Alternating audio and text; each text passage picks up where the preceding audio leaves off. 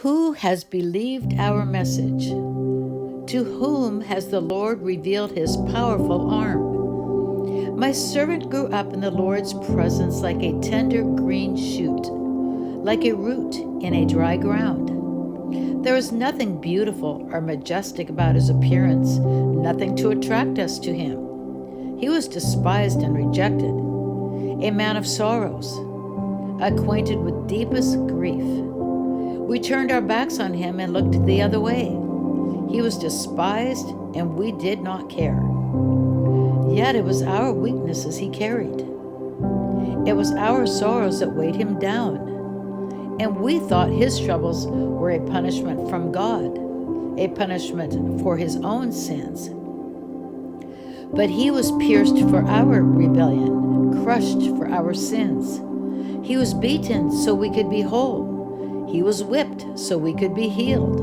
All of us, like sheep, have strayed away. We have left God's paths to follow our own. Yet the Lord laid on him the sins of us all. He was oppressed and treated harshly, yet he never said a word.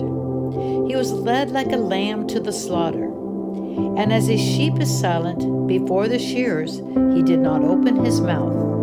Unjustly condemned, he was led away. No one cared that he died without descendants, that his life was cut short in midstream. But he was struck down for the rebellion of my people. He had done no wrong and had never deceived anyone. But he was buried like a criminal. He was put in a rich man's grave.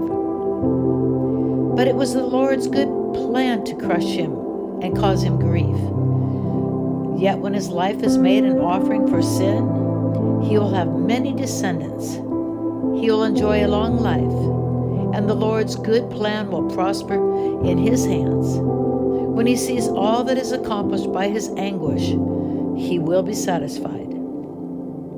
And because of his experience, my righteous servant will make it possible for many to be counted righteous, for he will bear all their sins.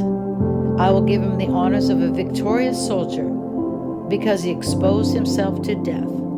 He was counted among the rebels. He bore the sins of many and interceded for rebels.